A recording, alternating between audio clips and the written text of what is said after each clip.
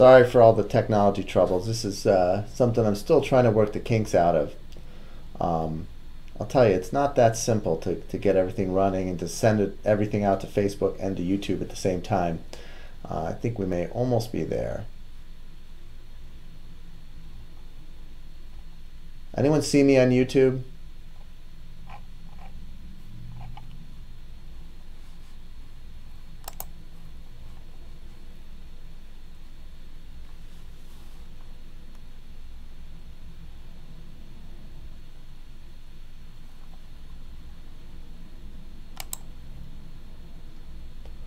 I think I may have to just get started, and hopefully it's going out to YouTube as well.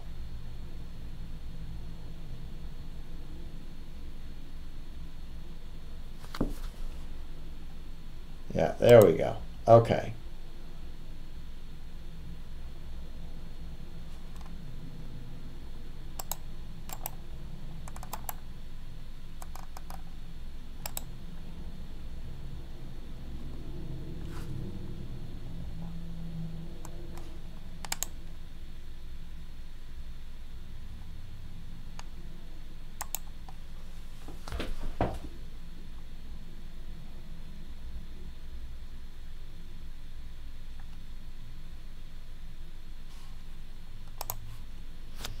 All right.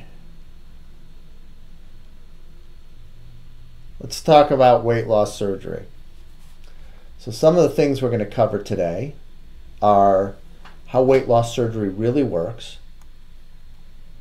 whether or not you should have weight loss surgery, if you're considering weight loss surgery, which surgery should you have, and what are the complications that we see from weight loss surgery.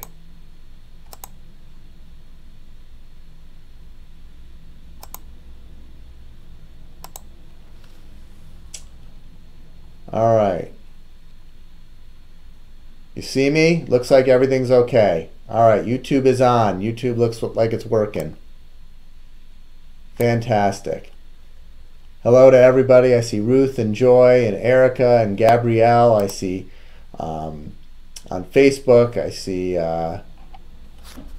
Julie's there. Anyway, so let's get started. So what are the next steps if you're interested in weight loss surgery? And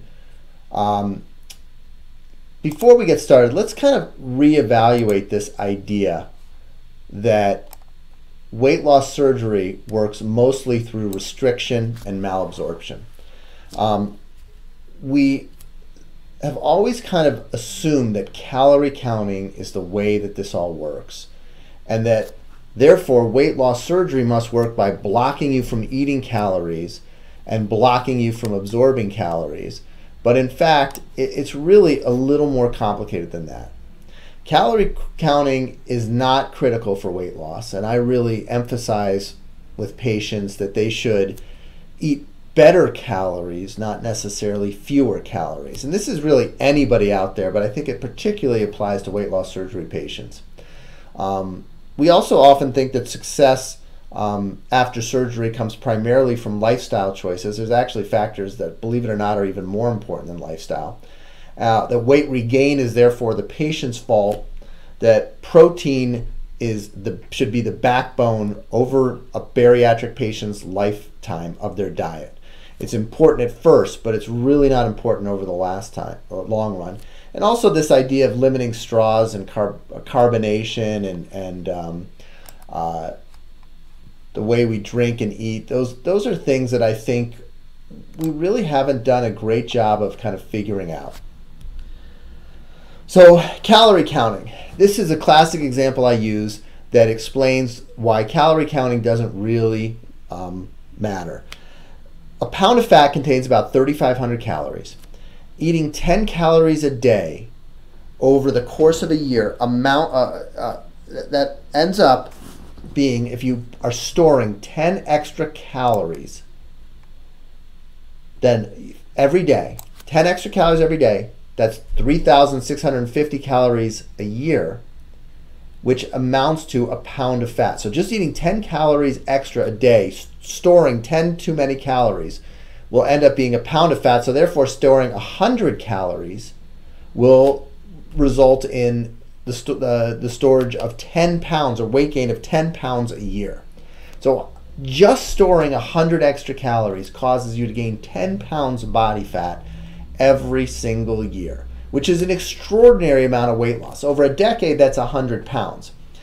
When we think about what's in 100 calories, it's 100 calorie snack packs. We all eat those, these tiny little Oreos, or eight Cheez-Its. There's nothing in there. 3 crackers with a little bit of cheese, that's 100 calories. 14 almonds, not even an entire mango. Baby carrots with hummus. That amounts to 100 calories. I see there's a question from Joy about how effective is the lap band. A friend had it in 2015. I'm going to address that in a few minutes when we get to it. Short answer is not very effective. So this metabolic thermostat is something I talk about. I'm not going to go into a lot of details during this live because I have so many videos that really address it. But the idea is that our body weight is regulated, and that depending on what we eat and how much weight we lose, how we stray away from this set point, that will determine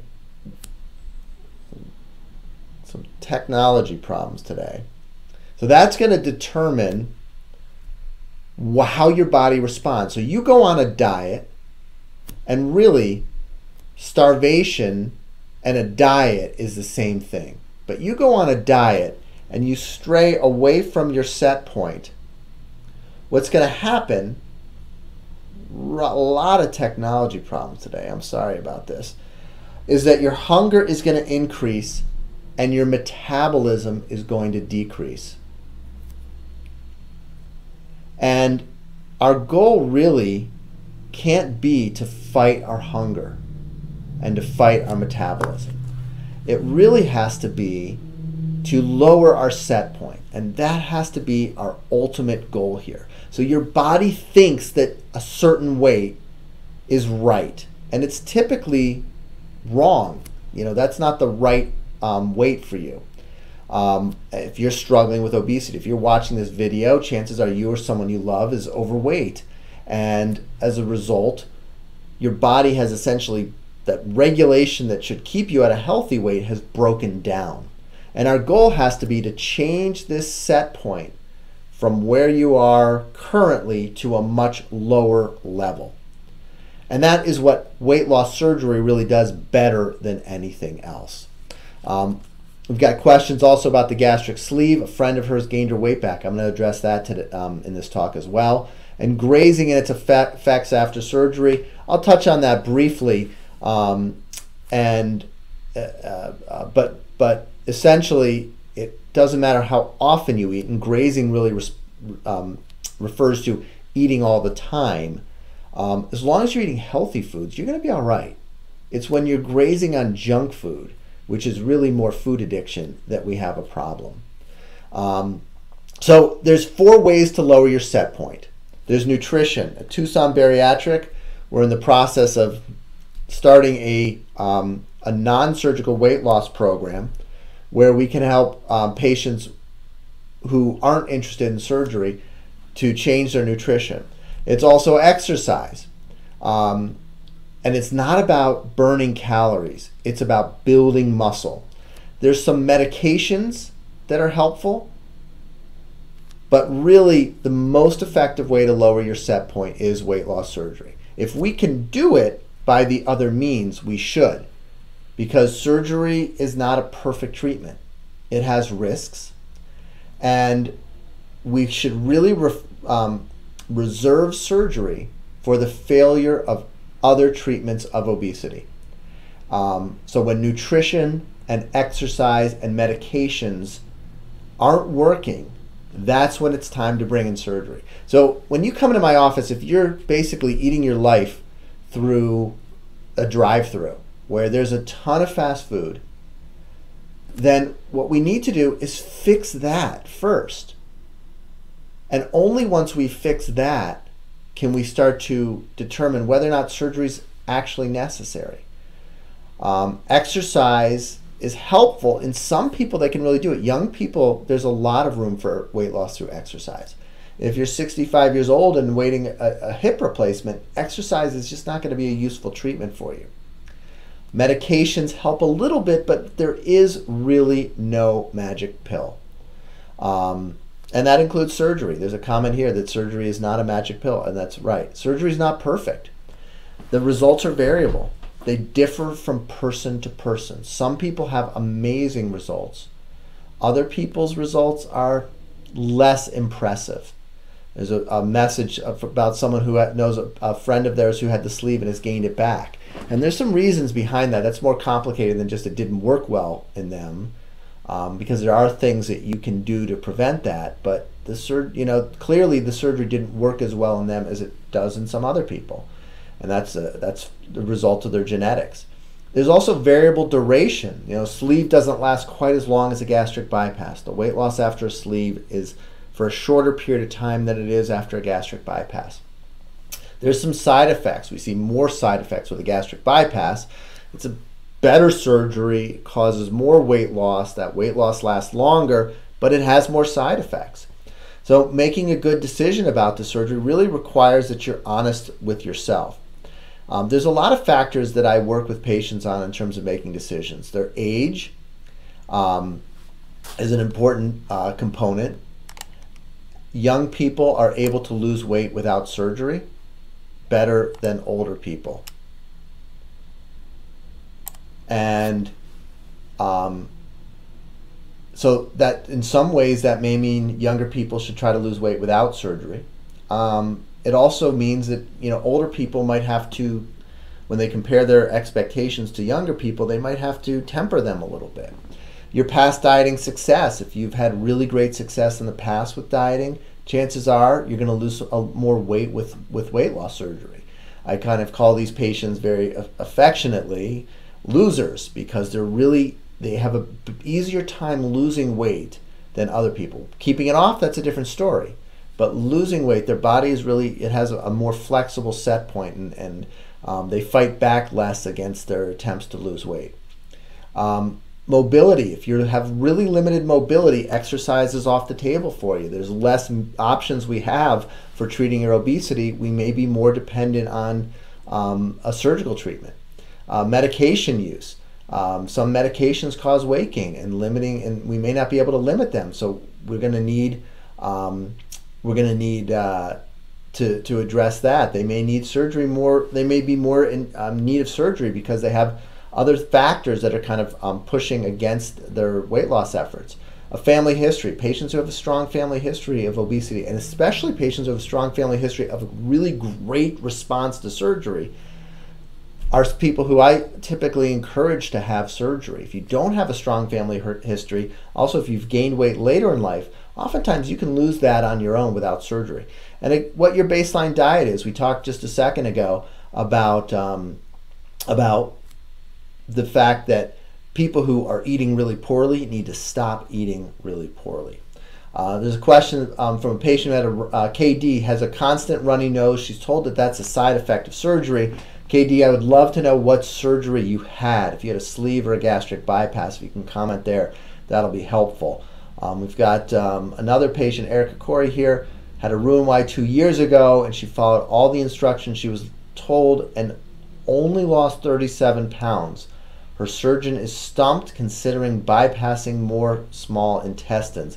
Erica, that's a complicated problem. I don't know where you're located. If you're anywhere near Arizona, this might be useful. I also do telemedicine consults for patients. Typically insurance doesn't cover it, but it's not, I'm not charging $1,000 for it. We try to keep it relatively affordable. That's a tough situation. Bypassing more intestines is a dangerous game, and one I'd be careful with, and probably isn't going to work as well as you would hope. I would really want to know a lot more about your situation, about medications, about mobility, about other things like that, to determine why you lost so little weight, because that is pretty unusual. Your diet as well. My website, poundtocureweightloss.com, has a course on weight regain, and helps you kind of look through systematically at the things that may be contributing to your weight regain, or in your case, this is really primary weight loss failure, where you didn't lose as much weight as we would have expected. So there's 4 surgeries. Joy's asking, what is a duodenal switch? It's also called a biliopancreatic diversion. It's a fairly aggressive surgery. We really don't do it much in this country. There are some surgeons who do it, and you know, it is a good surgery. You've lost a lot of weight. Hey Danielle, how are you? Oh, sounds like you're doing great. There are some patients, you can lose a lot of weight from a duodenal switch, but the complication profile, the complications of the surgery are really, really tough. And some patients have a tricky time managing their bowel habits and some food intolerance and a lot of vitamin deficiencies after a duodenal switch. The gastric band, someone asked about the gastric band. You know, in 2015, we knew better about the gastric band, and I really would want to know what this bariatric surgeon who put the gastric band in 2015 was thinking, because we have the data on the band at this point. It really doesn't work all that well, and patients have a tremendous number of problems associated with it. The vomiting, the abdominal pain, the heartburn symptoms, it dominates your life. It's got to be really unpleasant. I've talked at this point, 500 or more patients who are struggling with their gastric band, and it's such a difficult thing to go through. And you don't lose the weight the way you would think you would. So we're really not doing the lap band anymore, which leaves us with a gastric bypass and the sleeve gastrectomy. There's some other surgeries out there, like the mini gastric bypass, the vertical banded gastroplasty, and the gastric balloon. These are surgeries. The gastric balloon is new. I don't perform it. I'm not sure it's the right thing for patients. There's a tremendous amount of nausea, and insurance doesn't pay for it, and the balloons at some point got to come out. So I don't see it as a permanent weight loss procedure, and I think for patients, what some of them go through for this, they have an easier time going through a gastric bypass or a sleeve gastrectomy that'll work for a lot longer, and is covered by insurance. So Delon, she's 6 months out, horrible craving for sweets, lots of sweets. I'm afraid of losing myself back into my old ways. She's had the sleeve gastrectomy. So, it sounds to me, Delon, like you're struggling with some head hunger and maybe some stress eating. And that's something that is, should be addressed by recognizing it for what it is, which is an addiction. And it sounds to me like you haven't fully addressed some food addictions. There's some medications that can help. There's some, really, in the end, it comes down to just avoiding these foods completely. So Joy says her friend who's had the band has kept her weight off. That's unusual. She's only 4 years out. That's unusual that patients are successful after the band. So a few people are. Eventually, they all start to have a lot of problems with vomiting, and the band kind of shifts in place. So that, we're not at the end of the story for that patient, even though they are almost 4 years out. We got Ruth Hunter here, who had a lot of nausea for several months. It's gone now. She gained 15 pounds and not sure how to get it back. I would put you on the metabolic reset diet in my office, which is in my book. And it really is a whole foods, plant-based diet. There is a little bit of meat. You don't have to be a vegan, but it's really a very helpful diet, I think, for a lot of people who want to make sure that they're eating right. We got another question about medications for food addiction. I use a combination drug. It's actually sold as Contrave, which can be expensive, and a lot of insurances don't cover it. And I use the generic pills, and it can help people. It's not the end-all be-all. It's not like you're going to take this pill and they're going to all disappear. Food addictions are tough. They really are tough because we're surrounded by it. It helps a little bit, this medication, but a lot of it, you got to commit to the hard work on your own too. So Joy said, if I did have surgery, which one would be the right one for me? Is that the Joy? Let's see. Is that the Joy who had regained some? Oh, friend who had the band kept it off. So which surgery is right for you? Well, we're at the right slide for that one, Joy, huh? So I think when there is no perfect choice or obvious choice for a lot of patients, it's the sleeve versus the gastric bypass. But it has to be a decision based on what's important for you. So if weight loss success in the long run is the single most important thing for you, then a gastric bypass offers you more weight loss success. If disease resolution is the single most important thing, if you take insulin and you're diabetic and you want to make sure you never have to take insulin again, a gastric bypass is the best for that, or even perhaps a duodenal switch in a very small percentage of patients. If you have had heartburn as well, a gastric bypass, if it's really severe heartburn, mild heartburn, not such a big deal. Severe heartburn, a gastric bypass is probably the best surgery for you. If your goal is to avoid complications, if going through surgery really scares you, you don't want to have to be looking over your shoulder and worrying about a bowel obstruction or something that can happen down the road, then a sleeve gastrectomy is the right option. There's certain lifestyle factors. Gastric bypass patients tend to be more sensitive to foods. We call that dumping. Really, it's an insensitivity to processed foods. Typically sugary foods, but also greasy foods are really painful and uncomfortable for a lot of gastric bypass patients. So if you want to avoid that, then a sleeve gastrectomy is going to offer a lot less of those types of symptoms. So it's about prioritizing and figuring out what's important for you and making the best decision. So Joy's not diabetic. Sounds like the sleeve would be it based on those factors. I think, again, I can't tell you what's better for you, but I can tell you what each of the surgeries do better than the other ones. Danny, it sounds like your son's going to see Dr. Laker. She's in good hands with him. No question about that. So complications after a sleeve gastrectomy. A leak, that's where at the top of the sleeve, some of the intestinal contents can leak out. It happens about 1 out of 200 times, but it can be devastating. A long hospital course, it can be really tough. It's the first two complications are really the ones that scare me. I can't remember. I know I've never had a leak after a sleeve. Pulmonary embolus is an incredibly uncommon complication, but it does happen, and we can usually identify patients who are at much higher risk for it. Portal vein thrombosis is when one of the main blood vessels in the stomach clots off. That can be just require some blood thinners. That can also require surgery potentially.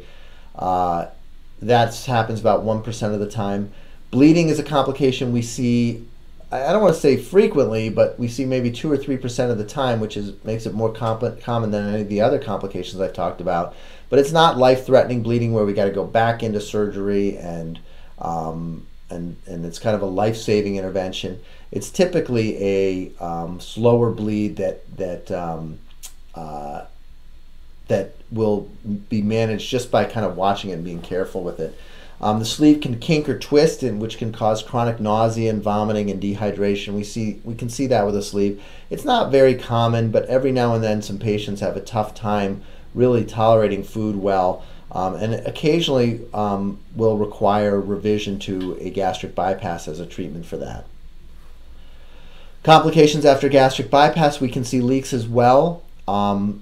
They are typically pretty treatable, but they can also get you into a lot of trouble. Pulmonary embolus, just like with a sleeve, where a blood clot starts in the legs and breaks off and travels to the lungs.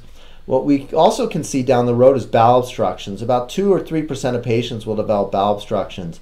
Typically, they're very treatable, and this is the one reason I really tell all my patients, come back and see me for any of your abdominal problems. I'm going to be able to figure out and treat these bowel obstructions I'll figure it out faster, and I'll treat it less invasively than your traditional your general surgeon will. We can also see bleeding, just like a gastric with a sleeve. It's typically not it's not a life-threatening intervention. Chronic nausea and vomiting, dehydration. We can see a stricture where the connection narrows down and we have to go in with an endoscope and stretch it out. And kidney stones, and then wound infections. Depending on techniques, wound infections are actually a totally and completely preventable complication. I think I had one 3 years ago. There's not something that we really see with any frequency. But all totaled, the serious complication rate after a sleeve gastrectomy is about 1%, and the serious complication rate after a gastric bypass is about 2%. So these surgeries for generally healthy people are very safe. If you have a lot of medical problems, then this complication rate can go up. Danny asks, I was told that there's maybe a chance she has to have a gallbladder removed after 100 pounds of weight loss. No, we don't remove it unless you have gallstones and it's causing symptoms. Joy's asking that she's a traveling foodie and wants a sleeve and wants to restrict calories. Joy, I think you may benefit from my website or my book so that we can start thinking beyond just restricting calories and instead thinking about quality of food. Traveling foodie, I've worked with chefs and foodies before. In some ways, they're capable. They're more. They have the capacity to really make some amazing changes. And some of the most fun patients I've worked with are foodies who've adopted a healthier eating style. They still love food. They just change the ingredients. And I think that's the advice I would give you is, learn to love not necessarily foods that may be greasy or oily, but that are really based on natural ingredients that are plant-based and that follow our Pound to Cure eating plan, and embrace those types of foods and figure out how you can make that delicious, because you absolutely can. Suzanne Burns had a bypass in 2002, lost 235 pounds. She kept it off for 14 years, had a horrific surgery 5 years ago, and gained 100 pounds very quickly. She's stuck. So Suzanne, you're someone also I might move a little quicker on medicines with you, especially since there's a clear cause of the weight gain. We've got Jacqueline is a diabetic for 30 years with severe nerve damage on my feet and an insulin pump. She's gained 35 pounds. Diabetics do so well with these surgeries. Sometimes I'll do a sleeve depending on the age and the severity, just because it's a little safer and diabetics can be higher risk. A gastric bypass is also a great choice. One thing, Jacqueline, you got to worry about is going into ketoacidosis or having very high sugars immediately after surgery. Doesn't mean you're going to have low blood sugars, but I've seen that a couple of times, and it often catches people off guard. So that's, you're going to need to really control your sugars very, very closely after surgery. How long do you need off of work for a sleeve? About 2 weeks is what I typically recommend. I've had patients go back in 4 or 5 days. I think that's a little aggressive, but it can be done. So Shrinking Jen, she's lost just shy of 100 pounds with a sleeve, and she still has her gallbladder and very well will likely keep it. Tara took 2 weeks off of work. Can you download my book? It is on Kindle. Yes, you can get my book on Kindle. So Danny had Roux-en-Y, was off for 3 weeks, and that's what I recommend for gastric bypass is 3 weeks off of work. So Kristen Elizabeth over on Facebook is asking if the reset diet is appropriate for sleeve gastrectomy patients. Absolutely. Not immediately post-op, and typically not in its full and perfect state in the first 6 months or 9 months or so. At Tucson Bariatric, we essentially at some point in the first year kind of change patients over, sometimes even the second year, change patients from a protein first to a produce first approach, and we kind of have a very defined way that we do that. So if you're still in that protein first early post-operative period, then it's going to be important that you maybe not follow the metabolic reset diet exactly, but if you're anything past that, then that would work well for you. How about sweets? I have no desire for meals, just crackers and chips and popcorn. Is this normal? No, these are food addictions and need to be treated as such, potentially with medication and with recognition that it is an addiction, and you treat it like an addiction. You don't quit smoking by going from 10 cigarettes to 5 cigarettes a day, because you'll be back at 10 in no time. You have to quit altogether, and you have to find those foods that you're addicted to and really adjust your life so that they're not part of it anymore. Those going back to work, make sure you drink enough fluid. Yes, staying hydrated, getting enough protein in those first few weeks is really critical. Joy, thank you. I'm glad to have you on. Chuck likes Premier Protein with my shakes. Oh, so he's using my natural protein, my homemade protein shakes. Yeah, those protein shakes work really well. Let's talk a little bit about emotional preparation. Tara, you want to go back to work in 10 days. You know, it's possible. You're going to have to talk to your surgeon about that. You know, I'm not your surgeon. I'm just a guy on YouTube or Facebook right now. 2 components to emotional preparation. Why are you making this decision? Be honest with yourself. What are the things you hope to achieve? And then ask yourself if it's really realistic. You know, surgery is not going to necessarily fix your work situation. You're not going to get a better job after you lose weight. A lot of people think that, but it may not be true. It can be true, and I've seen a lot of people really kind of accelerate in their career. A lot of that is self-confidence, though. They just develop some more confidence, and that confidence was translated to other people recognizing the value that they're bringing to their workplace and promoting them as a result. Who knows? That could have happened without it. KD, you can't purchase my protein shakes. You got to make them yourself. Yogurt, some green leafy vegetables, some fruit, and then some nuts and seeds. My book is called A Pound to Cure Joy. It's available on Amazon. Sonia, please tell everyone no soda of any kind. I've seen so many bariatric sites think diet soda is okay. I agree with you completely, Sonia.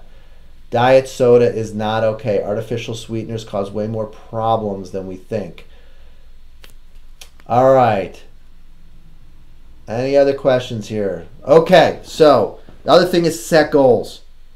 Goals that are not based on weight. Everybody starts by setting weight-based goals. And I get it. I understand why people do that. But in the end, it's not necessarily going to influence how you're not going to be as in charge of losing a certain amount of weight as you like to think. You are in charge of how many pounds of vegetables you eat or how closely you follow your diet. You are in charge of how often you exercise. You are in charge of taking steps to address food addictions. These are all things that you can change and adjust in your life, and you should focus on those and fixing those problems and let the weight settle where it is. But these are things that result in a direct change in your behavior. Setting a weight goal is primarily based on wishing and hoping, and not necessarily on the kind of some of the strict routine and new habits that is important that you develop in the first year or so after surgery. Okay, some more questions.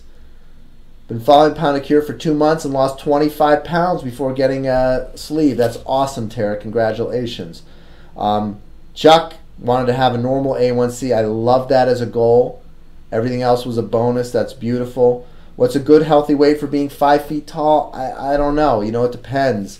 You can use a BMI of 25 and find a BMI calculator and work back from there. You know, there's so much involved. I never like to say you should be 110 pounds because you're 5'0". That's nonsense. We want to get you to the best possible weight we can get you to and give you the habits so that you can stay there. First goal to run a mile in under 10 minutes. I love it, Danny. That's an awesome goal. Awesome goal. Katie doesn't drink soda. It's sweet and crunchy foods. Yep, we all have our poison. Discussing your decision with others. Be prepared for some negativity. You took the easy way out. You're going to regain your weight. My friend almost died. You got to ask yourself, where is this person coming from? Are they coming from a place of love and concern? And sometimes they are. In which case, listen to them. Have them come to the informational seminar, meet with your surgeon with you. Watch some of my videos. Look for some of the other really great content that's out there. And learn together and solve this problem together. That's what you have to do with people who really are concerned for you. Sometimes it's jealousy and competition. Sometimes they're a little smaller than you. They think you're going to get surgery. You're going to be all of a sudden be smaller than them, they're going to have to face their obesity, and that's not fun. And they don't want to do it, and they look at this as potentially a threat to them. Julie signed up for a 5K. That is freaking awesome, Julie. I love it. Danya is having trouble wrapping her mind around the idea that you can basically starve after surgery and you won't reset your metabolism by going into starvation mode. What are the calorie intake goals for different stages after surgery? So Dana Morris on Facebook. I've got a website. It's called Pound of Cure Weight Loss. It's poundofcureweightloss.com. The first course under nutrition. It's a free course. It's called I forget what it's called, but something about stop counting calories or how weight loss really works. But that first course, nutrition course number 1, is going to help you understand this idea of set point and move away from counting calories. Jennifer, that's nice of you to say. Honestly, I miss all my Detroit people, including you. But Tucson is pretty awesome. It's a pretty beautiful place, and I'm spending a ton of time outdoors. I've got some hikes planned for this weekend, and the people are fantastic. I'm really excited, and my family's doing really well here. Okay. Insurance, often the most stressful part of the preoperative process. It typically requires a period of supervised medical weight loss. And the Tucson Bariatric, we're really revamping our program. I'm so excited about what we're doing, because I think we're going to have patients so uber prepared for surgery and get them set up for success. Copays and deductibles can be high. This is something you got to figure out beforehand, and know what this is going to cost you. Sometimes it requires a center of excellence. That's going to be dependent on your insurance. And I think the most important thing you can take out of this is that you, to some degree, every practice has their own insurance coordinators and people who really work and help you get these things approved. But you've got to understand what's going on and double check and triple check your coverage. Call them up, ask and figure out what they need, and be very diligent about this. If I require psychology evaluation and 6 months of weight loss and a note from my doctor, then I'm going to make sure that I follow up and I get all these things. So, final slide. I'm going to look back and see if there's any questions that I missed.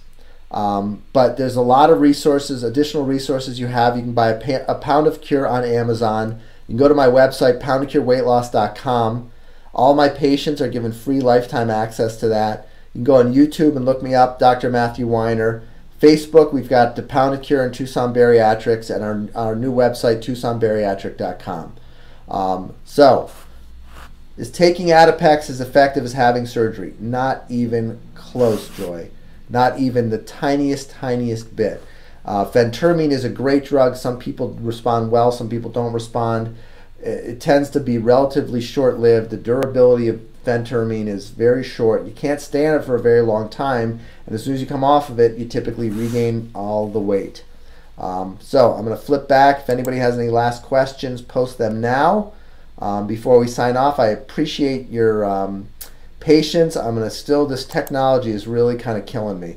I'm gonna figure it out, but it takes time, and I will get it so that we've got this thing really streamlined. I'm gonna try to come live, Anne-Marie, once a week, at least as I'm getting settled into Tucson. Eventually my practice is going to pick up. I'm going to be a little busier, and I may not have time to go live once a week, but that's my goal, is to go live once a week. Joy's losing on Adipex, which is great. It just doesn't necessarily mean this is the lifelong drug for you. It's important to be aware of that. Important that the nutrition and the exercise is critical. Erica's son do I have a lot of patients with BMI of 35? Yeah, and a few less than that. It can affect the insurance coverage. You may have to pay for it, but it can be a great, this can be a great tool for patients with BMI 30-35, especially if diabetic. Have diabetes. I've done a lot of sleeves on patients with a BMI of 30 to 35. I just missed a few comments. Chris is into bike riding. He rides off-road every other day. You know, I just had a patient send me a picture completing an Ironman triathlon after a gastric bypass.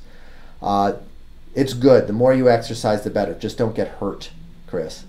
Adipex will lose weight once you come off. There's a good chance of gaining all the weight you've lost and then more. Redbone said that. I agree completely. Hire a 14-year-old. Chuck, you're right. I need a 14-year-old. If anybody knows a 14-year-old who can figure this. I've got a 12 and a 13-year-old at home. The problem is mixing the camera and the videos and everything like that. But yeah, I need some young social media guru to fix my feed and get all this going. So Sonia's got surgery April 18th. She knows now she's picked the right gastric bypass, the surgery gastric bypass. That's awesome. Danny, good to see you. You take care. Erica wants to know if a lot of patients get reflux after a sleeve. They do. It's probably around 15%. Probably about 4 or 5% have wicked reflux that is lifestyle limiting and needs to be revised to a gastric bypass.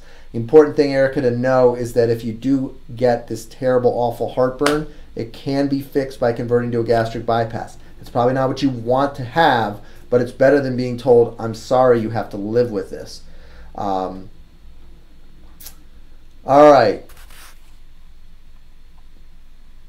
So that being said, good luck to everybody. Great catching up with some of my old patients.